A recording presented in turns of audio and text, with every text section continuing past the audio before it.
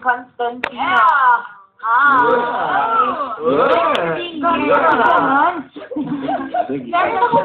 Meron akong napansin. Parang si Yeng is not part of Sandwich. No, she is already. Oh, wow! Sandwich always Sandwich. How did this collaboration start? How did this come up? We paid her a lot of money. Who came up with this? Most of the band, except for Jacob. And Yang also helped write it. Yeah, she was there. Sinungaling. Baka daw yung sinungaling siya yun kanina. No, this song started kasi parang after the last album, we wanted a duet. Parang we've never done a duet na girl-boy. Tapos, puro boys-boys eh. Sabi ko, girl-boy naman. Medyo broke back yun eh. Sabi ni Mike, wala tayong theme. So, eventually, when Superstar called, we need a Christmas song. So, that's a good theme. We've always wanted to do a Candy. We played this song, Candy by Iggy Pop and Kate Pearson of B-52s. And we played it last year with Cookie Chua. And said, we gotta write a song like this. The song is about parang nakakulong si Iggy Pop tapos nagsusulatan sila kasi wala pang internet nun. Wala pa. So we wanted a parang yun. We wanted a parang duet na pero hindi nakakulong kasi malungkot masyado yun eh. So tama-tama yung Christmas. Tapos when we were recording it, we were thinking of who would sing with us. Tapos pumasok si Yeng. Hindi, nakatambay si Yeng sa studio. She recorded in the same studio with us. So it was all like that, impromptu in lang. New York. Cubao. No, in Tandansora. So Yang, how is it working with Sandwich? Sobrang ayos. Hindi, sobrang ayos kasi gusto ko talaga, ayoko na magdarawa kasi nakakainis ko talaga ako. Honest. Hindi gusto ko talaga kasi talaga sila before pa ako mapasok sa industriya. Kaya yun, tinawagan naman ako eh. Totoo yun! Kinabahan ka ba ng first time na parang, oh my God, ito na to? Or before, nakaka-jam mo na talaga sila? Ito yung unang beses. At saka yung talagang totoo.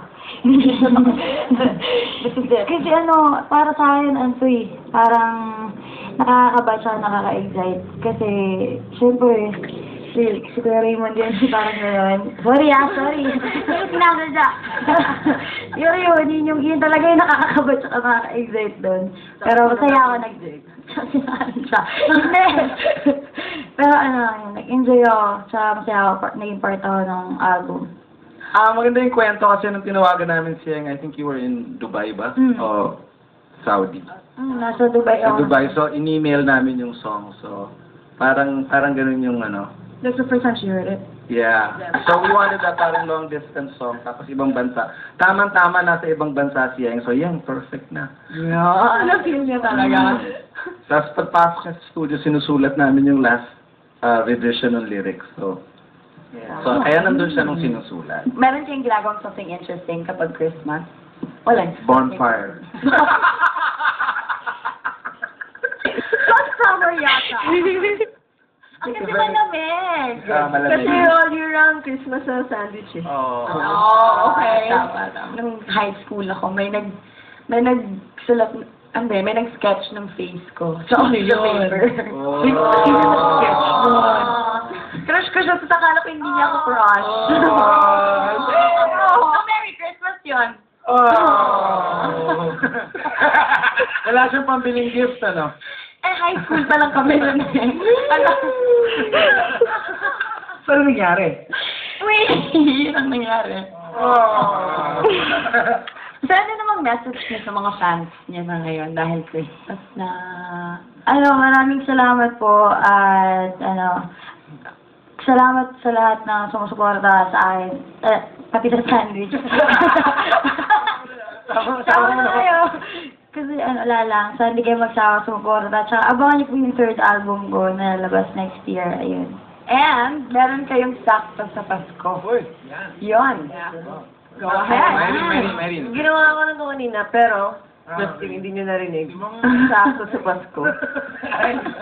Ayaw mo, sige. 12. Yan, Christmas songs from Christmas. Psycho Mind, Kala Lili, Imago, Pedicab, Blue Ketchup, Aurora, para naman Erndale, Manibela, Guster, Protein Shake, and syempre, Sandwich, featuring Yang. Kaba-birthday lang ni Yang. Happy birthday! 20 pesos ulit. O sige, so ano ba? Ano ba mangyari na Any ngayon? last words? Merry Christmas! Happy New Year! Sinentos ko po. Manligo na sila. Alright!